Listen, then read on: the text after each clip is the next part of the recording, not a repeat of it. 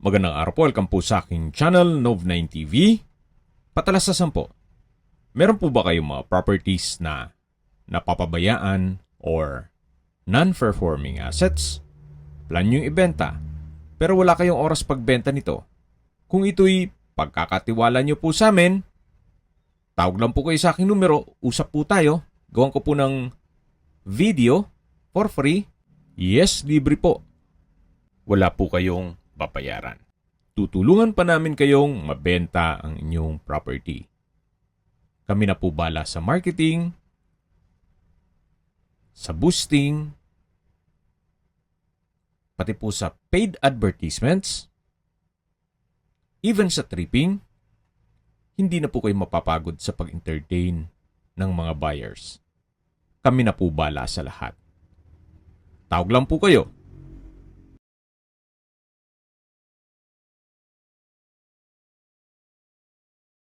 Nandito po tayo ngayon sa BF Homes Parañaque kung saan meron po tayong bagong video presentation. Isang house and lot na may swimming pool. May lot area po ito na 787 square meters. Titulado, buhay po ang may-ari, kaya wala po kayo maging problema sa documentation o sa transfer ng title. Ito pong bahay ay may 6 bedrooms, may master bedroom po dito sa ground floor at sa second floor naman ay may 5 bedrooms. Meron din pong 4 na staff room para sa ating kasambahay at driver. Sa may swimming pool area po ay may sauna. At ang garahe po ay kakasyang 4 na sakyan. Ang master bedroom po ay meron pong access door dito sa labas. At tunghayin niyo po itong pasad. Meron pong brickstone design. At yan po yung tinutukoy ko na garahe. Ito po'y well-maintained, kaya wala na po kayong ipapagawa dito. Ready for occupancy. Nasa loob po ito ng exclusive community na meron pong 24 hours security. Napaganda po ng lokasyon, napakalapit lang po nito sa SMBF at Medical Center Parañaque. Ito po yung main door, naka-solid wood at may glass panel. Dito naman po ay may wall-mounted wooden display rack na meron pong brickstone design na wall panel. Lipat na po tayo dito sa may foyer at living area. Ito naman po yung double high ceiling. Meron din pong glass wall na nag-serve as natural sunlight. Mula po dito sa living area, meron pong access door papunta naman sa pool. At ito pong kabilang side naman ay meron pong waterfalls. At dito naman po sa kabilang side, itong enclosed area ay yung dining at formal kitchen. Meron din pong split type aircon. Ito naman po yung master bedroom. Kung sakali man po na meron kayong PWD or senior citizen sa pamilya, itong kwarto na to ang para sa kanila. Meron pong customized glass wall and window. At dito naman po yung sitting room at sa dulo yung mismong kwarto. Naka-ceiling cove design, may floor-mounted aircon, then meron din pong glass partition. Sa dulo po ay may customized glass window. At ito naman po yung toilet and bath. May walk-in closet na may mirror door. May jacuzzi, shower enclosure, tile bathroom wall. At dito naman po yung bathroom countertop na may couple hand wash basin, bathroom cabinet, may water closet with bidet, at may customized glass window. Ito naman po yung shower enclosure na may multifunctional massage shower panel with top shower, back massage jet at hand shower. Yan po yung water closet with bidet, bathroom countertop, at labas po tayo. Yan po ulit yung sitting room. Then sa dulo yung pintuan nitong unang kwarto o master bedroom. Yan po yung ceiling cove design. Then ito naman po mismo yung main room. Meron po itong access door dito naman sa covered area. Yan po yung dinaanan natin galing sa pedestrian gate papuntang main door. Tunghayan nyo po ulit itong master bedroom. Napakalaki po ng espasyo. Pati po yung toilet and bath. At meron pa pong sitting room.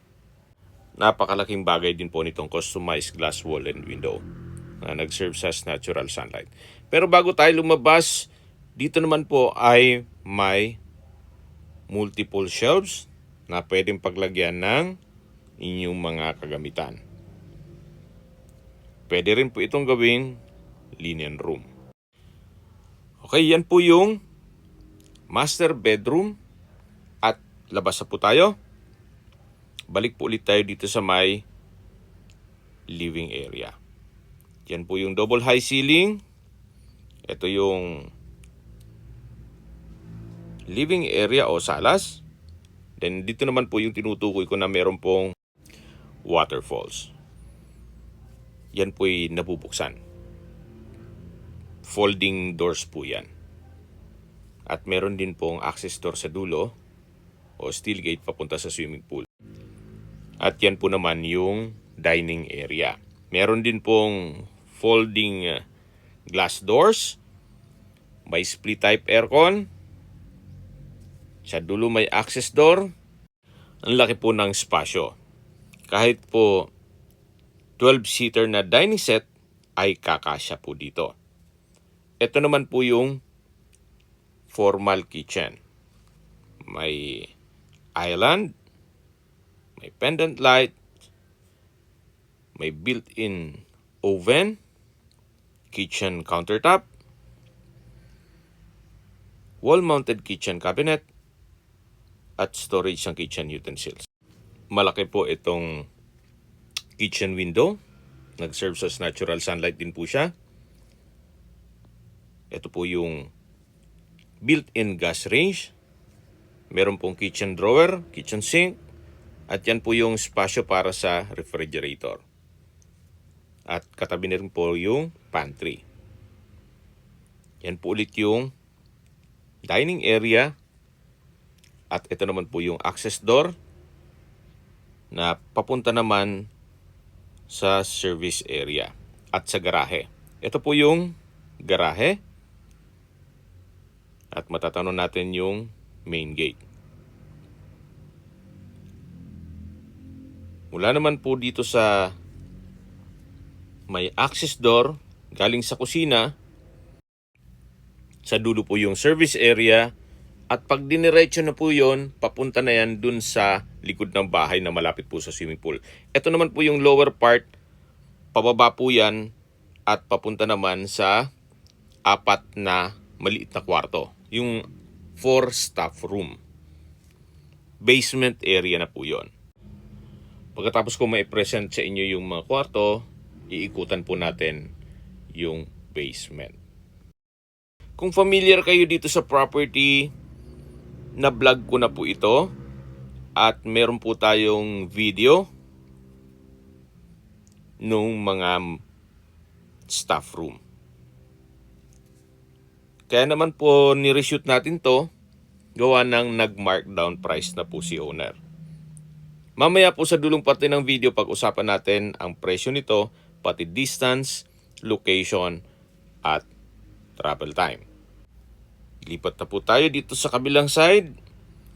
Napakalaki po nitong bahay. Ito po is pwedeng another activity area o room.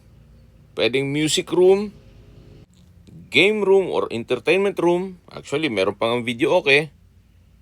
High ceiling, may ceiling fan. At hanggang sa dulo po. Napakalaki po ng spasyo nito. Dito naman po ay pwede pong gawing guest room. Napakalaki pa po ng espasyo nito. Hanggang sa dulo po yan. Silipin po natin. Actually, pwede rin pong gawing office. Kuha nang dito po sa dulo ay malaki din po ang espasyo nito. High ceiling. Then, may mga outlet. So, depende po yan kung ano magiging purpose nyo dito. Pero kung may business or gusto nyong work from home, pwede na pong gawing office yan. Then dito naman yung magiging receiving area ng inyong magiging kliyente. Balik po ulit tayo dito sa may multipurpose hall. Pwedeng gawing music area, game room, or music room. May dalawang ceiling fan at chandelier. At yan po yung access door papunta sa living area o salas. Meron din pong glass wall and skylight. Nag-serve as natural sunlight.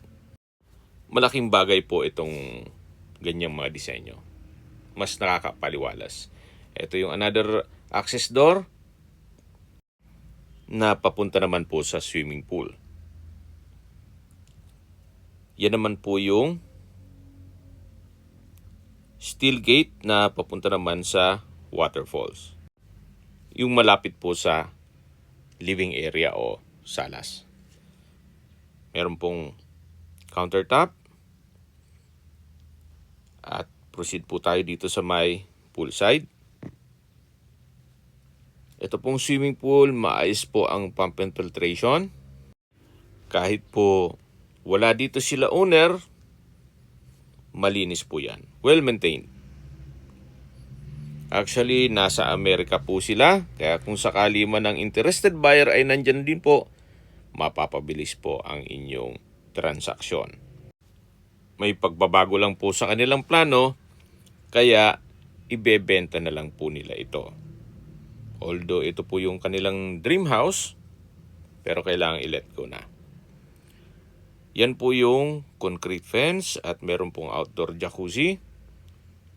Then meron din pong trellis. Dalawa po ang street access nitong property. Yan po yung secondary gate na malapit po sa guardhouse. At dito naman po yung sauna. Check po natin. Halos hindi naman po ito nagamit. Gawa ng madalas nasa Amerika po sila.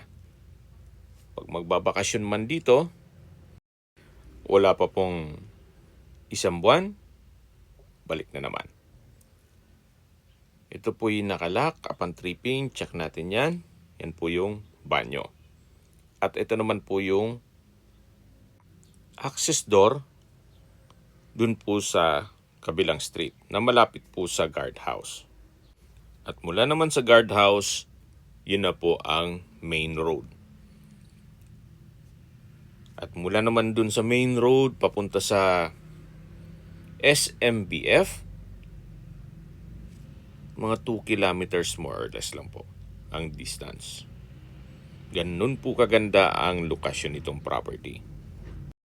Accessible po sa lahat ng business establishments, even hospital.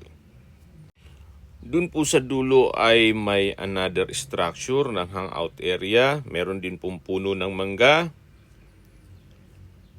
Yan po yung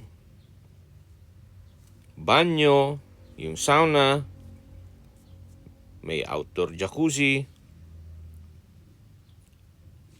Ito pong poolside ay naka-tiled flooring.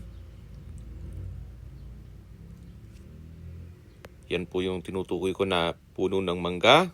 Sa dulo yung hangout area. At sa baba po niyan ay yung pwede pong gawing office. Babalik na po tayo dito sa loob. Dito naman po ay pwedeng gawing grilling area. Meron pong countertop na may sink and faucet. Ito po yung access door na dinaanan natin kanina. Mula po dito sa multipurpose room o entertainment room, game room, or music room. Balik po ulit tayo dito sa loob. Yan po yung living area o salas. At sa dulo naman yung main door. Dito naman po yung enclosed area na dining at kitchen. Ito po yung powder room. May bathroom countertop, hand wash basin, vanity mirror. Sa dulo po yung water closet with bidet. Naka-tile bathroom wall at meron pong malaking bathroom window. Yan po ang powder room. Okay, balik po ulit tayo dito sa may living area.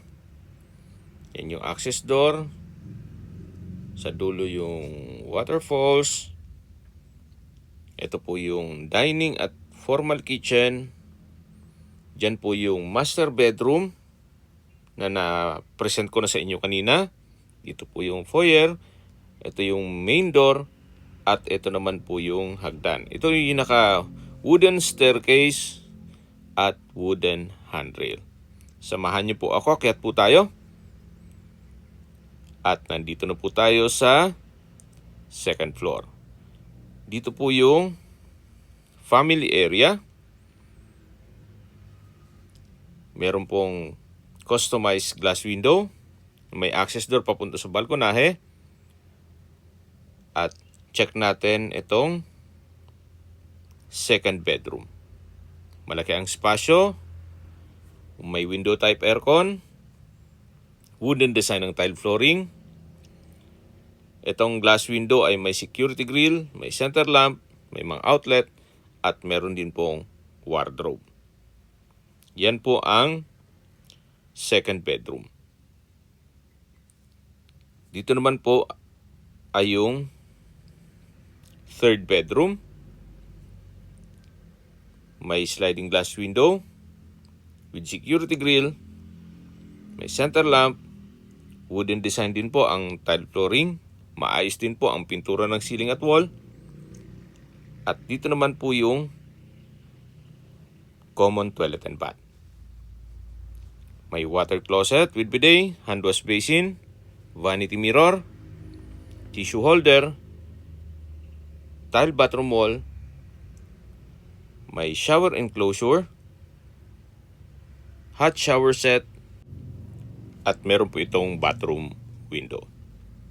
Yan po yung common toilet and bath dito sa second floor. At paglabas po natin, yan po yung dalawang kwarto. At balik po tayo dito sa family area.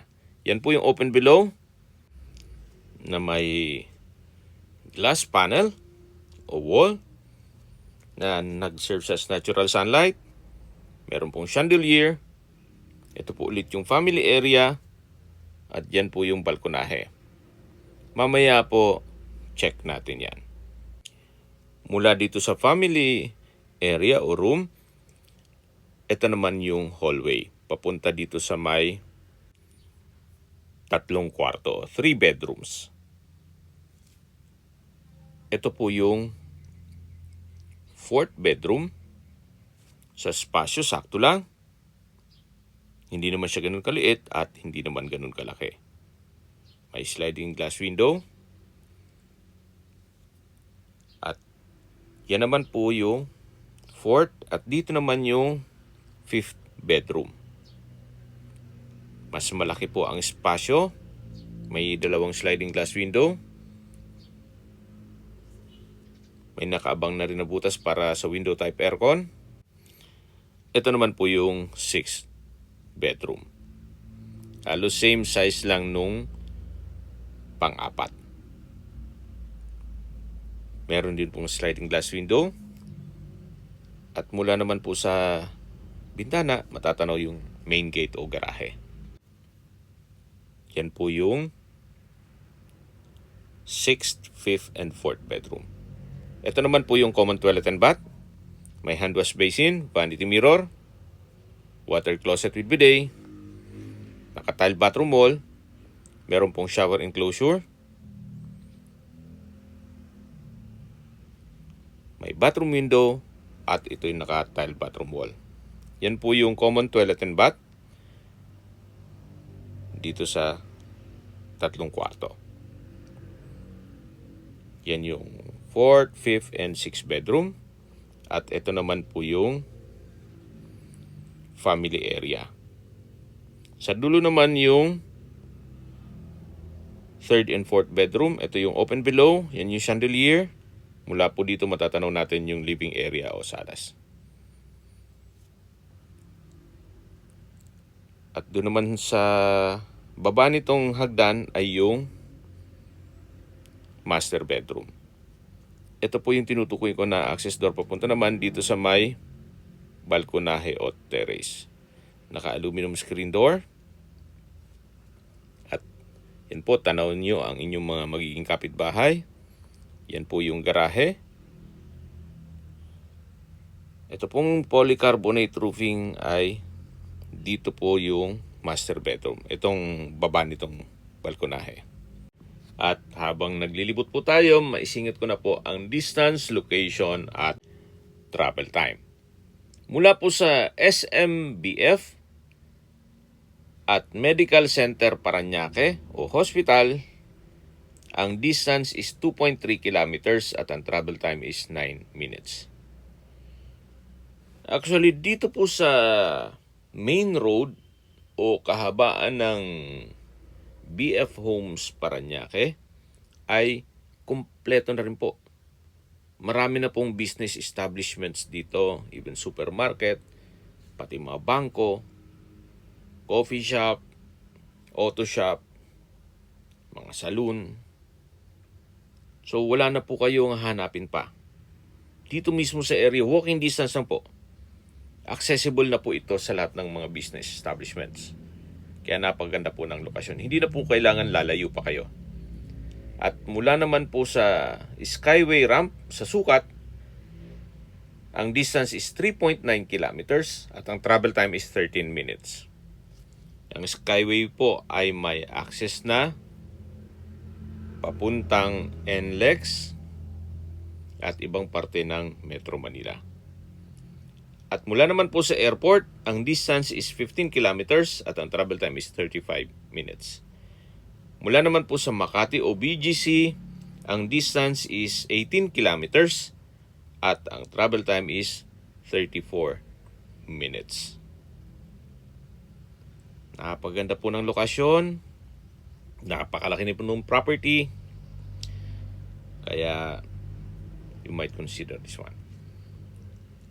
Mula po dito sa garahe, ito po yung access door na papunta naman sa service area.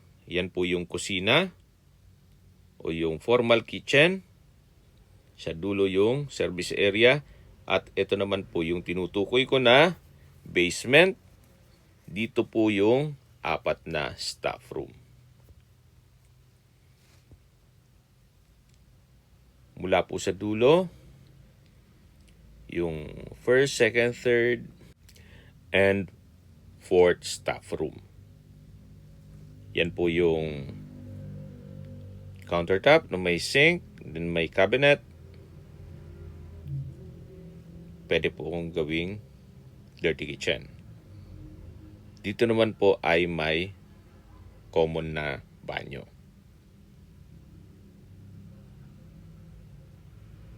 Na maayos naman ang toilet fixtures at ito'y naka-tile bathroom wall.